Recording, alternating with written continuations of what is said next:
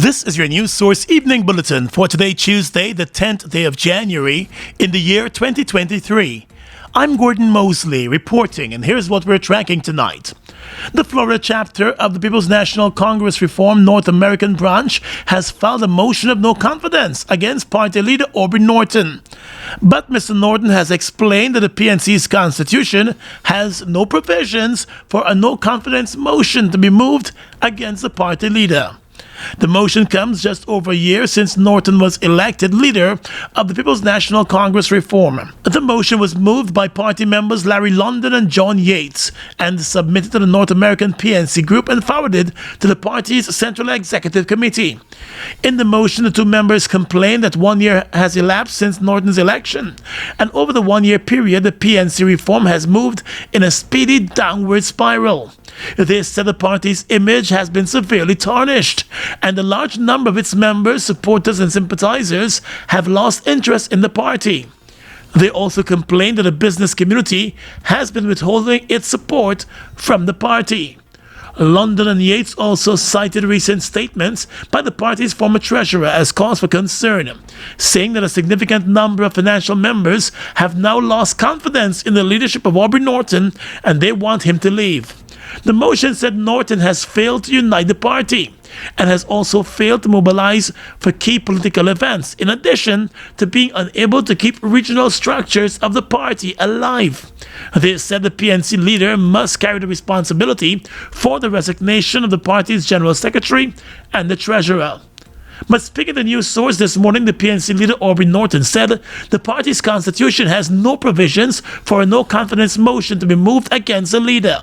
He said a special Congress and the elections could be called, but that will require 2/3 of the party's membership. Some of the people in Florida contacted me and said that the group never met, and therefore there was not a decision of the group.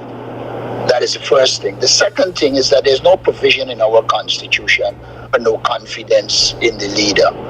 Our constitution provides for if you want to you can call a special Congress. You have to get 2/3 of the members to support a special Congress. So I think what they are doing here is just an attempt to do character assassination. Norton contended that the motion is dead on arrival. They know that it has no basis in our constitution, and they know full well that they cannot succeed. And even if it goes to the CC, I don't see how it will succeed at the CC. Mr. Norton was voted in as leader of the People's National Congress Reform in December of 2021, trouncing his rival for the position, Joe Harmon, in a landslide victory. The two members who filed a motion against Norton are known party supporters of Mr. Harmon. More news coming up in just a moment. It's been a long time coming. Overdue, some might say.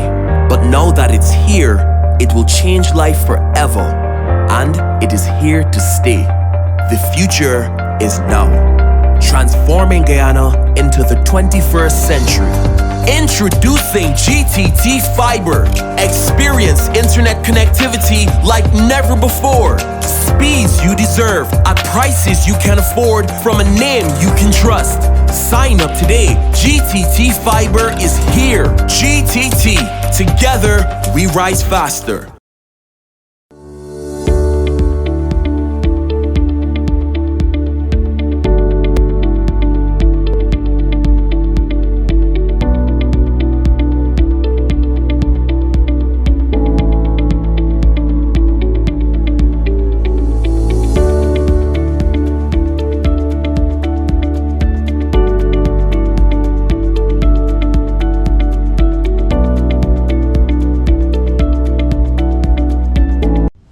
Giftland Office Max, we're all about customer satisfaction.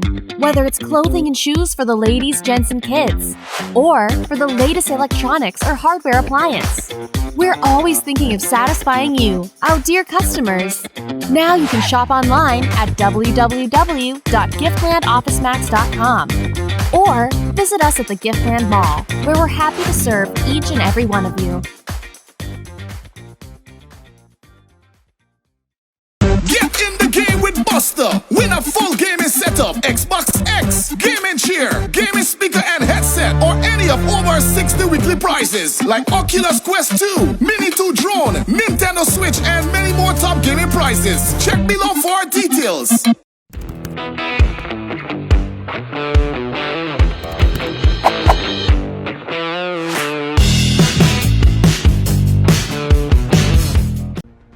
Still in the world of politics, less than a month after he tendered his resignation as the treasurer of the PNC Reform, party executive member Fayaz Mursaleen is seeking to recall his resignation and be allowed to continue in the position of treasurer.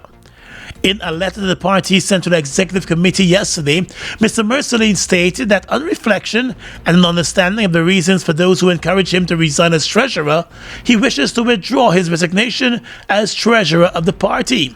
He said he is fully supportive of the PNC reform and wants to carry out the mandate of the treasurer. Mursaleen recently met and held discussions with leader of the PNC, Aubrey Norton. This morning, Mr. Mursaleen confirmed the withdrawal of his resignation and told News Source that while party members may have differences on various issues, he believes those differences can be addressed internally. I think the grievances of the party, and everybody has issues and problems in any political party, but the grievances we have to settle, we will settle internally. And it's not a reason because those grievances will be settled, but I have to work with the best interest of the party. So I think it's not time for me to leave it yet. Meanwhile, the leader of the People's National Congress Reform, Aubrey Norton, confirmed that the party has received a request from the former treasurer for his resignation to be withdrawn. Norton said the central executive of the party will have to deliberate on the matter. In a note following his resignation, Mursaleen leveled a number of claims and concerns about the party's financial management, and also said there was some racial hostility leveled against him by at least one party member, and the matter was not addressed. Last week, the PNC leader said those complaints were never made to him.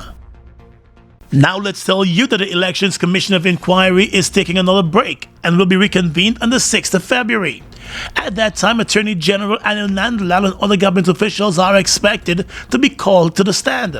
The chairman of the Elections Commission of Inquiry, retired Trinidadian appeal judge Stanley John, today said he would like the hearings to wrap up by the 10th of February. Also intentions to resume on Monday, the 6th of February. Indeed. And we make every effort to complete the hearings by the 10th of February. Counsel to the Commission, all of us will certainly do that. As I understand it, that week we should have the Honorable Attorney General and maybe some other government, minister of government. Justice John also announced that in that final week of hearings, the attorney for the former Deputy Chief Election Officer at GCOM, Roxanne Myers, will be able to cross-examine witnesses who have appeared before the Commission.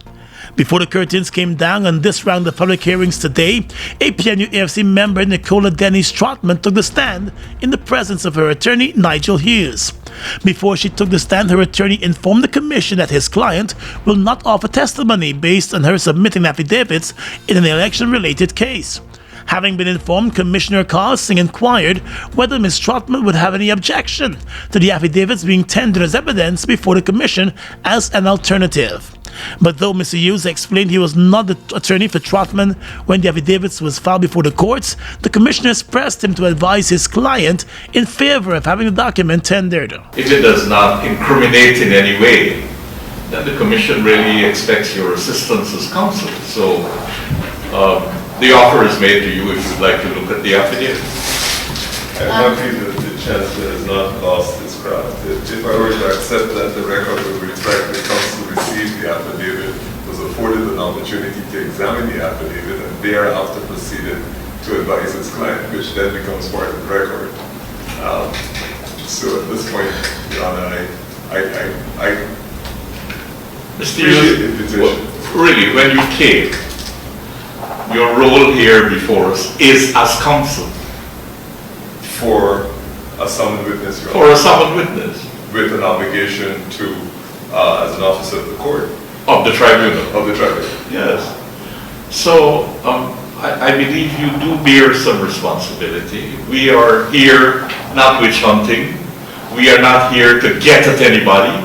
We are here to ascertain the truth in relation to our terms of reference. And if we can get your assistance, we would be grateful, putting it mildly. But Mr. Hughes maintained his position, explaining that he was unaware of the contents of the affidavits or its status, notwithstanding his indication that the witness, Stratman, intends to exercise her constitutional right to remain silent in her appearance before the Commission. When she took the stand, she repeatedly informed the Commission's counsel that she would not be answering any of the questions based on the advice of her attorney. In March of 2020, were you a member of the APNU AFC coalition which participated in the tabulation process at Ashman's building? On my advice as counsel, I will not answer that question. And a member of your team was Ms. Balda Lawrence? On the advice of counsel, I do not wish to answer that question. To date, a number of high-ranking officials have appeared before the Commission, including the chairman of the Elections Commission, retired Justice Claudette Singh, the Chief Election Officer Vishnu Prasad, former Commissioner of Police Leslie James, an Assistant Commissioner of Police, a former Deputy Commissioner of Police, and the head of the Presidential Guard, Edgar Thomas, former Chief Election Officer Keith Lowenfield, former Deputy Chief Election Officer Roxanne Myers, Region 4 Returning Officer Clement Mingo, Member of Parliament Valda Lawrence, and APNU AFC Chief Scrutineer Carol Smith-Joseph were also summoned to appear before the Commission, but upon doing so, they invoked their constitutional right to remain silent on the basis that they are currently the subject of a number of criminal proceedings related to the elections. Well, with the passage of recent legislation, the Guyana Elections Commission today announced that it is now mandated to carry out registration exercises all year round instead of just during certain periods in the year. The move has paved the way for registration transactions to be facilitated on a continuous basis by the Elections Commission. In its statement, GCOM explained that previously, eligible persons could have only applied for new registration and changes or correction to their particulars during specific periods determined by GCOM, such as during a cycle of continuous registration or claims and objections. However, with the amendments to the National Registration Act, Chapter 1908, GCOM is now mandated to facilitate registration transactions throughout the year, with 2 breaks to facilitate the publication and finalization of a valid official list of electors. The legislation makes way for eligible persons to conduct registration transactions between the periods January to May, provided that they will be 14 years and older by the 30th of June, or during the period July to November, provided that they will be 14 years and older by the 31st of December of the given year. GCOM is reminding that persons must be Guyanese citizens by birth, descent, registration, or naturalization, or as a citizen from a Commonwealth country living in Guyana for 1 year or more. They should meet those requirements provided that they were never registered. Additionally, GCOM said existing registrants who are desirous of updating their records, such as by an application to correct or change their names, date of birth, occupation, or to update their addresses, they're advised that those transactions will also be facilitated continuously during the periods outlined. The Commission warned of serious consequences should persons make false declarations to the Elections Commission. With the legislation now in place, the Elections Commission said it will be generating that data to compile its official list of elections in preparation for elections. It's your time to win big. Spend $2,000 or more at any Massey stores to enter our Christmas jackpot promotion. You can be the lucky winner of a brand new Nissan X-Trail. You can also win a sofa set, Samsung gas stove, motorcycle, $300,000 in cash, or a fabulous weekend trip for 2. Shop now until January 31st for a chance to hit Massey's Christmas jackpot. Check out our Facebook, Instagram, or website for more details. President Irfan Ali was conferred today with the Pravasi Bharatiya Samman Award for the year 2023 by the President of India, Draupadi Murmu. The award ceremony was held at the valedictory session of the 17th Pravasi Bharatiya Divas Convention in India. The award is the highest Indian award for non-resident Indians and overseas citizens of India, or an organization or institution established and run by non-resident Indians or persons of Indian origin. President Ali was among more than 20 awardees who have been recognized by the Government of India for their outstanding achievements both in India and abroad. 34-year-old Guyanese swimmer Robert Taylor, who was on vacation in New Jersey, lost his life on Monday morning when he was mowed down by a car while using a pedestrian crossing. Police responded to a report of the crash at around 7 o'clock on Monday in the morning at a freehold town in New Jersey. According to media reports, an elderly female driver going south in the right lane of Route 9 struck the man down. He was pronounced dead at the scene. The driver of the vehicle was uninjured. The incident is under investigation by authorities with the Freehold Township Police Department and the Monmouth County Prosecutor's Office. In Guyana, Taylor was attached to the Sharks Swimming Club. Low-cost Dominican Republic-based airline Aerojet is expected to apply soon to the Guyana Civil Aviation Authority to begin serving the Guyana market. Officials at the Civil Aviation Authority have told News Source that while an application has not yet been filed by the airline, requests have been made about the application process and requirements for service to the local market. Last week, the airline sought and got permission from the Dominican Republic's Civil Aviation Authority to begin service to a number of Caribbean destinations, including Trinidad and Tobago, Belize, Barbados, and Guyana. With that hurdle crossed, the airline will now seek approval from the various states to begin scheduled services between the destinations. The airline, which was founded in 2014, officially began operations last September, and it currently flies to 17 destinations in 11 countries. It has been praised for offering cheaper services between its Caribbean and Latin American destinations.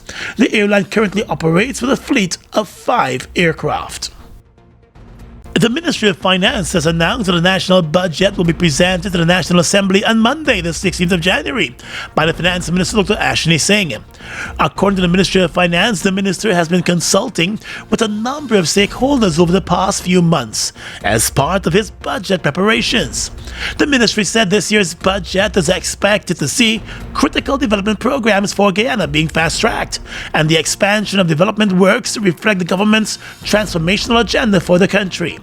This year's budget will be the 4th budget presented by the current administration and the 3rd by Dr. Singh since he took up the finance portfolio under the present government.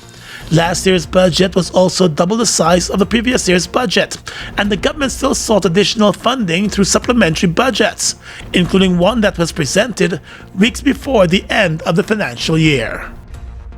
Food Max Supermarket, located on the ground floor of the Giftland Mall, is your one-stop shop for all your grocery needs. We stock a variety of imported frozen meat and food products, fresh produce, and pet supplies, freshly made bread.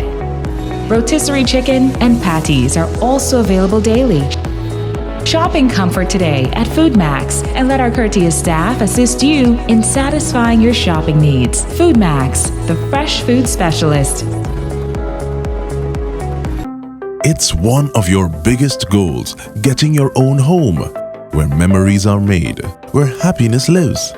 You may feel that home ownership or renovation is beyond your reach, but we at Republic want you to know that there's always a way. Ask us about our suite of mortgages. Let's help make your housing wishes come true. Or advise on how the equity in your existing home can finance other dreams and goals. Call or go online to learn more. Buster, win a full gaming setup, Xbox X, gaming chair, gaming speaker and headset, or any of over 60 weekly prizes like Oculus Quest 2, Mini 2 drone, Nintendo Switch, and many more top gaming prizes. Check below for details. Fuel it up and drive, Super 95. Tune up, fuel it up and drive, Super 95. Tune up. Protect your fuel system, boy. High mileage and performance, boy. Guyana's Super 95 gasoline gives you more reasons to drive and is available at 56 service stations nationwide. For affordable price, high performance, and high mileage, choose Guyana's Super 95 gasoline. Fuel it up and drive!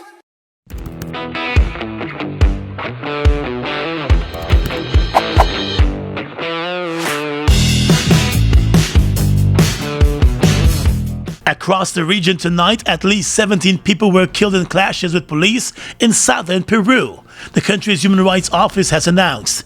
It was the deadliest day so far of protests demanding early elections and the release of jailed former President Pedro Castillo. The clashes occurred in southern Peru's Puno region and left 68 people injured. Some of the bodies of those who were killed had bullet wounds. The latest casualties raised the death toll from anti-government clashes with security forces to 39 since the protests began in early December, following the removal and arrest of Castillo, shortly after he tried to illegally dissolve the Congress. Castillo is serving 18 months of pre-trial detention on charges of rebellion, which he denies. Trinidad and Tobago received a total of 16 bids for exploring and developing oil and natural gas at 8 onshore blocks in its most recent bidding round, the country's energy ministry has announced. Trinidad in recent years has redoubled efforts to lure foreign investors to its energy industry, especially to boost exports of everything from liquefied natural gas to petrochemical products. But the results of recent offshore bidding rounds have fallen short of expectations. The Trinidadian government is also increasing pressure over producers to boost natural gas output in the coming years to restart an idle liquefaction train and feed other facilities. Out of 11 onshore and near-shore areas offered in the round of bidding, which was Trinidad's first auction of onshore areas in a decade, the St. Mary's blocks received the most bids, the Energy Ministry said. And finally tonight, international news. Brazilia's former public security chief has been accused of sabotaging local police forces and failing to stop Sunday's riots in Brazil's capital. Anderson Torres was dismissed from his role after supporters of ex-President Jair Bolsonaro stormed Congress, the presidential palace, and the Supreme Court. He was accused on Tuesday of leaving the security forces without leadership. Mr. Torres has denied playing any part in the riots. The rioting came a week after President Luiz Inácio Lula da Silva was sworn into office. The dramatic scene saw thousands of protesters, some clad in Brazilian football shirts and waving flags, overrun the police and ransack the heart of the Brazilian state. Today, the federal intervener in public security accused Mr. Torres of a structured sabotage operation. And that's your News Source Evening Bulletin for tonight. I'm Gordon Mosley reporting and encouraging you to stay safe.